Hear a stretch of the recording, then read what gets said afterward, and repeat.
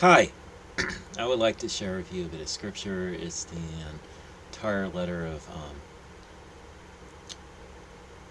3rd John. I'm going to start with verse 1. The elder unto the well-beloved Gaius, whom I love in the truth. Beloved, I wish above all things that you may prosper and be in health, even as your soul prospers. For I rejoice greatly when the brethren came and testified of the truth that is in you, even as you walk in the truth. I have no greater joy than to hear that my children walk in truth. Beloved, you do faithfully whatsoever you do to the brethren and to strangers, which have borne witness of your charity before the church, whom if you bring forward on their journey after a godly sort, you shall do well. Because that for his name's sake they went forth, taking nothing of the Gentiles, we therefore ought to receive such, that we might be fellow helpers to the truth.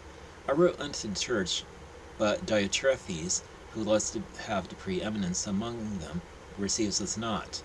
Wherefore, if I come, I will remember his deeds which he does, prating against us with malicious words, and not content therewith. Neither does he himself receive the brethren, and forbids them that would, and casts them out of the church.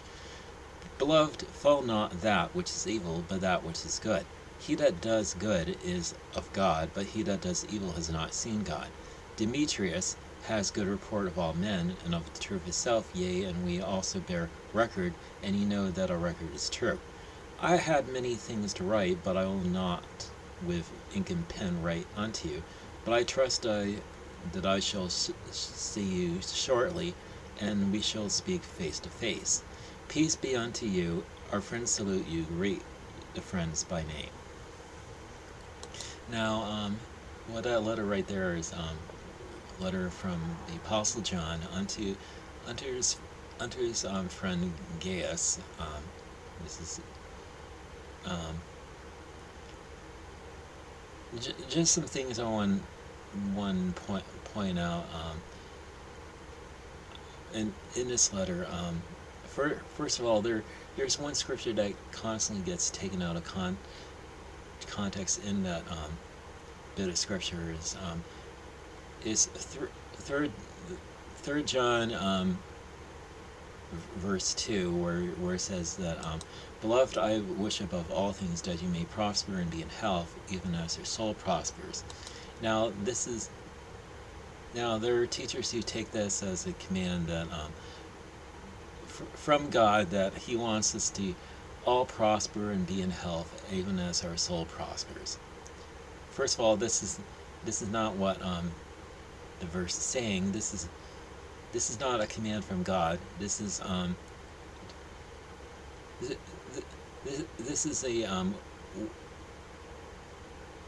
wish from the Apostle John unto his friend Gaius. I mean, that that he that he would prosper in all things and be in health, even as the soul prospers. I mean, it's a nice thing to say to people, because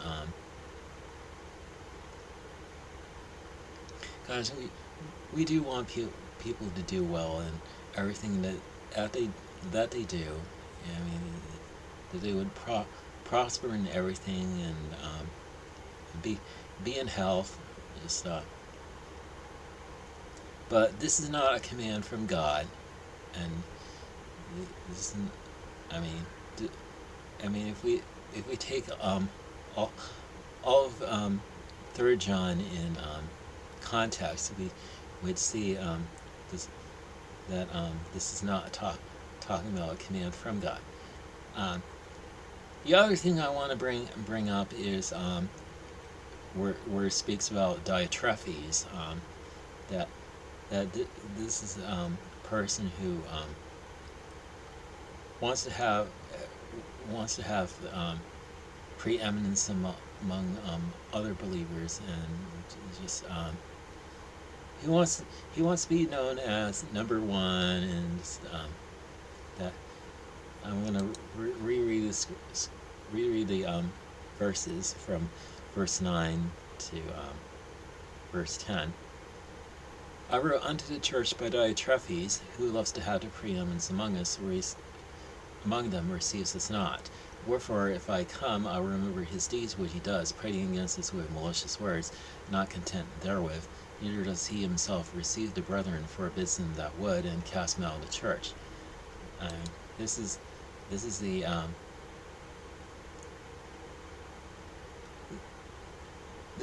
this is a believer who does not believe in in sacred hospitality. The concept of sacred hospitality, which is taught in Scripture, that we should welcome strangers in. I mean, think of what Jesus said in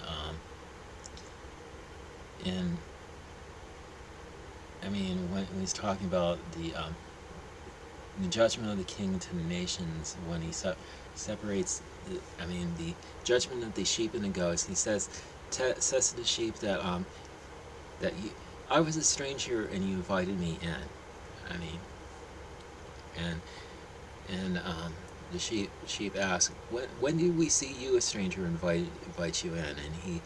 And the king says that what you did to the least of these my brethren, you also did unto me. And he says unto the goats that I was a stranger and you did not invite me in, and the goats will say, Lord, when do we see you a stranger and did not invite you in?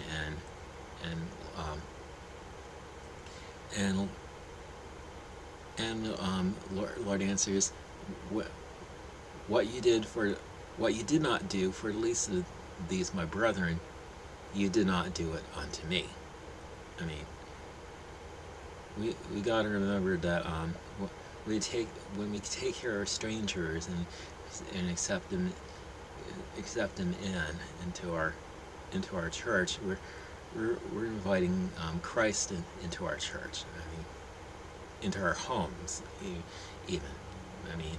Because homes are supposed to be like the extension of the church.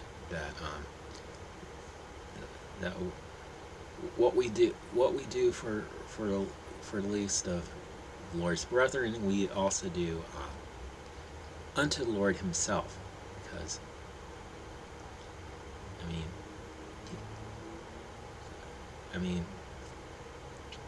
and it says in Hebrews that don't forget to entertain strangers, because you'll be entertaining angels unawares. Because we don't know where we'll come across an angel or in like human form or something.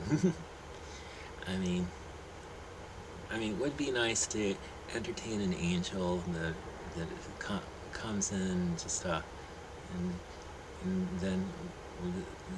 then when he goes about his way, he can report to God the Father and just say, look at what this person did. He took me in. I was treated kindly, and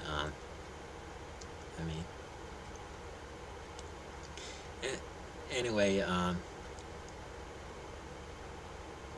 we're told in verse 11 to follow not that which is evil, but that which is good. And he that does good is of God, but he that does evil has not seen God. That's what we should do primarily, and that we should do that which is good and not evil. And Paul the Apostle says in Romans, don't be overcome with evil, but to overcome evil with good.